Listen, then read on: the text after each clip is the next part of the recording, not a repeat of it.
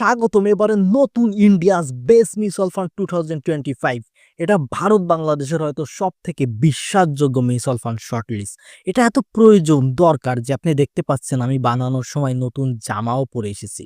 যাই হোক, এবারের ফরম্যাট হালকা পাতলা ডিফারেন্ট। আমাদের এটা ইনশিওর করতে হবে যে এই যে সিরিজ, এই যে ব্যাক হ্যান্ডে আমি এত কষ্ট করি আপনাদের জন্য, এটা যেন শুধুমাত্র আপনাদের কাছে টিপসের মতন যেন না হয়ে যায়। এই মিউচুয়াল ফান্ড যেন শুধুমাত্র টিপসের মতন না হয়ে যায়, কারণ ওটা আমার উদ্দেশ্য না। তো এই সিরিজটাকে আমি ধাপে ধাপে আপনাদের মাঝে নিয়ে এসেছি, যেখানে আমি সবথেকে বেশি ফোকাস করেছি আপনাদের এটা দেখানোর জন্য যে কিভাবে কি পদ্ধতিতে ফান্ডের এলিমিনেশন সিলেকশন হয়, কি কি স্টেপ আছে যাবতীয়, যার কারণে আমরা প্রতিটা ক্যাটাগরিতে ফান্ডকে পিক করতে পারি। তো আমি আপনাদের এই ভিডিওতে বলতে চলেছি আমাদের লার্জ ক্যাপ মিউচুয়াল ফান্ডের এই বছরের সিলেকশন প্রসেস।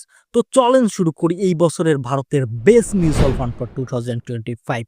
তো প্রতি বছরের মতন যখন আমরা এই বছরেও সিলেকশন প্রসেস শুরু করব লার্জ ক্যাপে, তো তখন কিছু স্টেপ থাকবে। বিউটি ইন্ডেক্স ফান্ড, অ্যাক্টিভ ফান্ডস আর হলো ইটিএফস। এখন ইন্ডেক্স ফান্ড মানে মনে করেন সেন্সেক্স, নিফটি বা এরকম কোনো কিছুর ইন্ডেক্সকে ও মিমিক করে, যেখানে ফান্ড ম্যানেজার নিজের বুদ্ধি না খাটিয়ে যে শেয়ার ইন্ডেক্সে আছে, যে কোনো কিছুর ইন্ডেক্স, ওকে ও ট্র্যাক করে, তারপরে ওকে উঠিয়ে নেয়। আর অ্যাক্টিভ মানে হলো যেখানে ফান্ড ম্যানেজার নিজের ইন্টেলিজেন্স দিয়ে নিজের বুদ্ধিমত্তার মাধ্যমে মার্কেটে আউট পারফর্ম করার চেষ্টা করে আর ওর পরিবর্তে হাই লেভেলে বা বেশি মূল্য নিয়ে থাকে। ইটিএফস মানে স্টকের বাস্কেট, যেটা আপনি রেডিমেড যেমন শেয়ার কেনেন তেমন আপনি ব্রোকারের কাছ থেকে কিনতে পারবেন। আর যখন আপনি ওকে বেচবেন তখন আপনাকে অন্য বায়ার খুঁজতে হবে, আপনি এএমসি থেকেও রিডিম করতে পারবেন না। তো এই 3 অপশন আছে মূলত আমাদের কাছে। তো এই 3 অপশনের থেকে যখন আমাদের এটা ফিল্টার আউট করতে হবে যে আমাদের কোন অপশনে ফোকাস করতে হবে, তো এখানে আমাদের ডেটা খুব কাজে আসে। বিগত আগে 10 বছরের ডেটা যদি আমরা দেখি, তাহলে এটা দেখা যাচ্ছে যে অ্যাক্টিভ ফান্ডস ইন্ডেক্স ফান্ডের থেকে, আর আমি ইটিএফসকেও ওই একই ক্যাটাগরিতে নেব, কারণ দেশের মোটামুটি সব ইটিএফস ইন্ডেক্সের ওপরই ট্র্যাক করে। তো আমি যখন ইন্ডেক্স বলছি, তো তখন ইটিএফস ইন্ডেক্স দুইটাই। তো ডেটা আমাদের এটা বলছে যে বিগত আগের 10 বছরে অ্যাক্টিভ ফান্ডস ইন্ডেক্স ফান্ডের থেকে রাফলি 1.37% প্রতি বছরে আউটপারফর্ম করেছে। এর মানে হলো অ্যাক্টিভ ফান্ডস অনেক বেশি রিটার্ন দিয়েছে আগের 10 বছরে। কিন্তু এই ডেটা কিছুটা মিসলিডিং এর জন্য, কারণ 2017 এর শেষের দিকে সেবি রিক্লাসিফিকেশনও করেছে। এর মানে হলো 2018 থেকে 2024 পর্যন্ত মোটামুটি 7 বছরের মতন হয়ে গেছে যেখানে মিউচুয়াল ফান্ডের রিক্লাসিফিকেশন হয়েছে। তো একদম প্রথমের দিকে কি হতো সেটা আপনাদেরকে আগে বলি। তো মনে করেন কোনো ফান্ড মুখে বলার জন্য লার্জ ক্যাপ, কিন্তু রিটার্ন আনার জন্য, হিরো হওয়ার জন্য, ইনভেস্টরদের খুশি করার জন্য রিটার্ন আনতেছে মিড ক্যাপ আর স্মল ক্যাপে টাকা লাগিয়ে লাগিয়ে। এর মানে হলো ইনভেস্টররা ভাবতেছে ওরা কম রিস্ক লো ফান্ডের পজিশন ইনভেস্ট করতেছে, এক কথায় ওরা লার্জ ক্যাপে যাচ্ছে। কিন্তু ফান্ড বেশি রিটার্ন আনার জন্য, ইনভেস্টরদের খুশি করার জন্য বেশি রিস্কও নিচ্ছে। তো এই বিষয়টাকে সেবি পরিবর্তন করেছে, কঠোর রুল এসেছে। যেমন একটা রুল এসেছে যে কারো কাছে যদি লার্জ ক্যাপ ফান্ড আছে, তাহলে ও 80% টাকা নিজের টাকা মার্কেট ক্যাপ ওয়াইজ যে টপ 100 কোম্পানি আছে তাতে যেন ও লাগাতে পারে। আর এর ফলাফল এটাও এসেছে যে অ্যাক্টিভ ফান্ডস আউটপারফর্ম করতো না, আর ইন্ডেক্স ফান্ডেও এটা এখন ন্যারো ডাউন হয়ে গেছে। আর দ্বিতীয় রেজাল্ট হলো ফান্ড ম্যানেজার প্রথমের দিকে আগে 5,000 স্টকের ভিতর থেকে সিলেক্ট করতে হতো, আর এখন ওর বাস্কেট 100 স্টকে রেস্ট্রিক্ট হয়ে গেছে। ওর 80% টাকা টপ 100 কোম্পানির ভিতর কোম্পানি বাছাই করে বিনিয়োগ করতে হবে। এর মানে আউট পারফরমেন্স দেওয়ার স্কোপও কমে গেছে, আর বাকি 20% নিজেদের স্কিল দেখাতে পারেন বিয়ন্ড 100 কোম্পানি। আর এটা ডেটাতে দেখা যায় বিগত আগের 5 বছরে অ্যাক্টিভ ফান্ডস ইন্ডেক্স ফান্ডকে আউটপারফর্ম করেছে শুধুমাত্র 0.17%।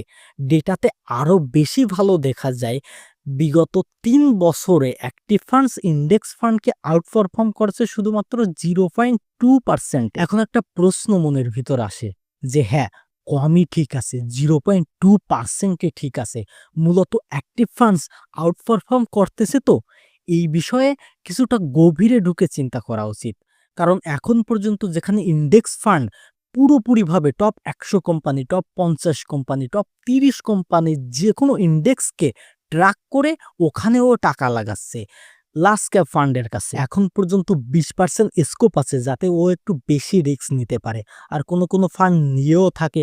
তো 20% বেশি পর্যন্ত যদি আপনি রিস্ক নেন, তারপরে আপনি 0.2 0.3% অ্যালফা জেনারেট করেন, তাহলে ওটা বেশি ভালো না।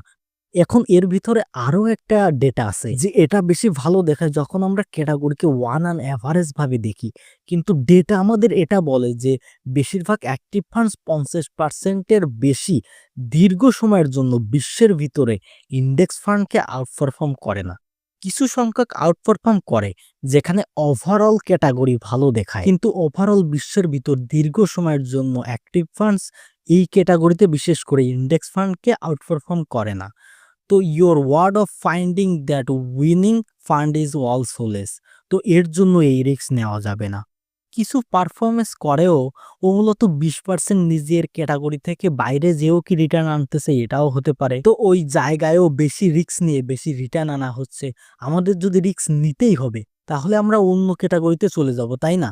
যার ভিডিও কয়েকদিন পরে দেব। কিন্তু এটা কখনো না লার্জ ক্যাপ আর মিড ক্যাপ।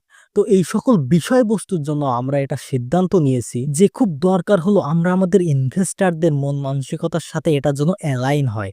একটা লার্জ ক্যাপ ইনভেস্টারের মাইন্ডসেট কি হবে, একটা লার্জ ক্যাপ ফান্ডের ইনভেস্টারের মাইন্ডসেট হয় হলো ওর বন্ডস বা এফডি থেকে বেশি রিটার্ন লাগবে, ওনা বেশি রিস্ক নেওয়াতেও কমফোর্টেবল না, ওর সেফটি আগে লাগবে। আর এর জন্যই লার্জ ক্যাপ ক্যাটাগরিতেও অবশ্যই সেফটি এর বিষয়টা খেয়াল রাখতে হবে।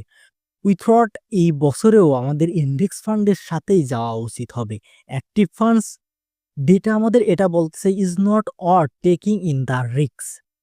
থিওরি আর ডেটা দুই মাধ্যমই এটা ক্লিয়ার বলতেছে। এখন একবার যখন আমরা ডিসাইড করেছি যে ইন্ডেক্স ফান্ডের সাথেই যেতে হবে, তো তখন চয়েস আসে যে ইটিএফস এর রুটে যেতে হবে নাকি ইন্ডেক্স ফান্ডের রুটে যেতে হবে, যেখানে এএমসি এর সাহায্য পাওয়া যায়। তো ওর ভিতর কি হয় বেসিক্যালি, তো ওর ভিতর যখন ইটিএফস এর ভিতর যখন আপনি কস্ট দেখবেন, দাম দেখবেন, তো দেখতে জন্য কম কম মনে হয়, কিন্তু যখন আপনি ইটিএফ কিনতে যাবেন ব্রোকারের সাহায্যে স্টকের মতন কিনতে হয়, তো তখন ওর সাথে জিএসটিও লাগবে, ওর সাথে এসটিটিও লাগবে, ইনস্ট্যান্ট টার্ন ওভার চার্জও লাগবে। তো ওভারঅল মোটামুটি যদি আমরা ওকে অ্যাডাপ্ট করি তো কস্ট স্ট্রাকচারও মোটামুটি সমান হয়ে যায়। তো এখানে দুইজনই নিউট্রাল। আর দ্বিতীয়ত এক্সেসিবিলিটিস, এই লিস্টকে এই ভিডিওকে দেশের সকল নাগরিক দেখে। তো এইরকমও হতে পারে অনেক ব্যক্তিরাই নাই বা স্টক ইনভেস্ট করে, নাই বা স্টক ইনভেস্ট করতে চায়, ওদের কাছে ডিমেট অ্যাকাউন্ট নেই। তো এই ইটিএফস না অল্প হলেও কিছুটা রেস্ট্রিক্ট যে আপনি এক্সচেঞ্জের দ্বারা ওকে কিনতে পারবেন, তো আপনার কাছে ট্রেডিং অ্যাকাউন্ট থাকা লাগবে। তো এই ফ্লেক্সিবিলিটি না অনেক বেশি। ইন্ডেক্স ফান্ডে যদি আপনি চান ব্রোকারের সাহায্যে কিনতে পারবেন, যদি আপনি চান ডিস্ট্রিবিউটরের সাহায্যে কিনতে পারবেন, যদি আপনি চান আরআইএ এর সাহায্যেও কিনতে পারবেন, যদি আপনি চান ডাইরেক্ট এএমসি এর থেকেও কিনতে পারবেন। তো সকলের জন্য অ্যাক্সেসিবল হলো ইন্ডেক্স ফান্ডে ইনভেস্ট করা। তো এর জন্য এখানেও প্রিফার্ড ইন্ডেক্স ফান্ড। নাম্বার 3 গুরুত্বপূর্ণ বিষয় হলো লিকুইডিটি। দেখেন ইটিএফ তো আপনি যে করেই হোক না কেন কিনে আপনি নেবেন, কিন্তু যখন আপনি বেচবেন আপনার দায়িত্বশীলভাবে দেখতে হবে, খুঁজতে হবে যে মার্কেটের জন্য আপনি কোনো বায়ার পান। যেরকম ভাবে আমরা প্রপার্টি জমি কিনি আর আমরা যখন বেচতে চাইবো তখন যেন বায়ার অ্যাভেলেবেল পাওয়া যায়। বাট ইন্ডেক্স ফান্ডে এই সমস্যা নেই, আপনি যেদিনই চাইবেন সেই দিনই আপনি সবকিছু কমপ্লিট করতে পারবেন।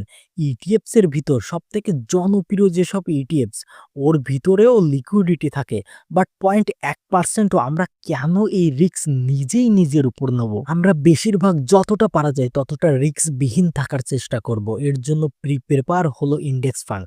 এখন একটা প্রশ্ন হলো, ঠিক আছে ইন্ডেক্স ফান্ডে যাওয়া উচিত হবে, কিন্তু কি রকম কি ধরনের ইন্ডেক্স ফান্ড আমাদের লাগবে? কি আমাদের market cap weighted index fund লাগবে নাকি আমাদের ইকুয়াল ওয়েটেড ইন্ডেক্স ফান্ড লাগবে? দুইজনের ভিতর পার্থক্য হলো যেটা market cap weighted index fund ও নিজের ফান্ডের যে কোনো শেয়ার ওই প্রফেশনে বা পার্সেন্টেজে নেয় যে প্রফেশনে ও ইন্ডেক্সে আছে। মনে করেন সেন্সেকের টিসিএস 6%, এখন ওই ফান্ড ওই ইন্ডেক্স ফান্ডের ওই শেয়ার 6%ই কেনা যাবে টোটাল টাকায়। ইকুয়াল ওয়েটেডে মূলত কি হয়, মনে করেন নিফটিতে 50 স্টক থাকে, এখন এই প্রতিটা স্টককে এই ফান্ড 2% করে নিয়ে নেবে। এর মানে হলো প্রতিটা স্টকের ওয়েটেড সমান সমান হবে। এখন এই দুই মাধ্যমের ভিতর আপনি কোনটা চুজ করবেন? এর ভিতরে একটাই সমস্যা আছে, ওই প্রথমটাই। মার্কেট ক্যাপ ওয়েটেড ইন্ডেক্স ফান্ডে এই যে মার্কেট ক্যাপ ওয়েটেড অ্যাপ্রোচ আছে না, এর নামে ইন্ডেক্স ফান্ড নিজের এক্সপেন্স রেশিও বাড়ায়। তো এর কস্ট না এখন ইফেক্টিভ অনেকটা বেশি হয়ে গেছে মার্কেট ক্যাপ ওয়েটেড ইন্ডেক্স ফান্ডে। আর এটা যখন আমাদের দরকার যে আমাদের রিটার্ন যেন মার্কেটকে মিমিক করে, যদি আমরা মার্কেটের হিসাবে চলি তাহলে আমাদের ইনভেস্টমেন্টের রিটার্ন খুব ভালোভাবে মার্কেটকে মিমিক করতে পারবে। তো এর জন্য প্রেপার্ড হলো আমাদের market cap weighted index fund, আমাদের এর সাথেই যাওয়া উচিত হবে। তো এত কিছু করার পরও আমাদের কাছে রয়ে গেছে, এত স্টেপ এলিমিনেশন করার পরও 61টি ফান্ড। তো আমাদের ওর ভিতর থেকে সিলেক্ট করতে হবে মাত্র একটি। বাট এখন আমাদের এটা বাছাই করতে হবে যে কোন কোন ইন্ডেক্সকে ট্র্যাক করতে হবে, নিফটি 100 নাকি নিফটি 50 নাকি সেন্সেক্স নাকি অন্য কোনো কিছু বা অন্য কোনো ইন্ডেক্সকে আমরা ট্র্যাক করব। তো এর পরের ভিডিওতে আমি আপনাদেরকে বলবো যে আমরা কোন ইন্ডেক্সকে বাছাই করেছি আর তারপরে কোন ইন্ডেক্স ফান্ডকে আমরা বাছাই করেছি। তো এর পরের ভিডিওতে আমি আপনাদের ফান্ডের নাম বলবো বা দেখাবো স্টেপ বাই স্টেপ যে আমাদের এই ভারত বাংলাদেশের সেরা লার্জ ক্যাপ ফান্ড কোনটা ফ্রম সৌরভ উইলিয়াম। তো আপনাদের কাছে যদি আমার এই অ্যাপ্রোচ বা সিরিজ পছন্দ হয়, আপনারা যদি উপকারিত হন, ট্রান্সপারেন্সি ভালো লাগে, তাহলে অবশ্যই সাবস্ক্রাইব করে পাশে থাকবেন ফ্রম লং টার্ম ইনভেস্টিং এর জন্য। যদি আপনি এর পরে 10-15 বছরের চিন্তামুক্ত হয়ে স্টকের সাহায্যে আপনার ওয়েলথ ক্রিয়েশন, ব্যাংক ব্যালেন্স, আপনার মূলধন বাড়াতে চান, তাহলে এই পারপাজে অবশ্যই চ্যানেলকে সাবস্ক্রাইব করে রাখুন। আমি আপনাদের A to Z হাতে কলমে আপনাদের শিখাবো, দেখাবো, বোঝাবো। তো এর পরের ভিডিওতে হতে চলেছে লার্জ ক্যাপ ফান্ডের আনফুয়েল। আর আপনি এখন থেকে ভাবেন, গেস করেন যে ওই ফান্ড কি হতে পারে, কারণ আমি 80% কাজ তো এই এক ভিডিওতেই করে দিয়েছি। তো দেখা যাবে আপনি সঠিকটা বাছাই করতে পেরেছেন কেন। আমাকে কমেন্ট করে জানান, এইটুকু লিখে জানান যে সেন্সেক্স, নিফটি 50 নাকি অন্য কিছু। ধন্যবাদ। Yeah, I know sometimes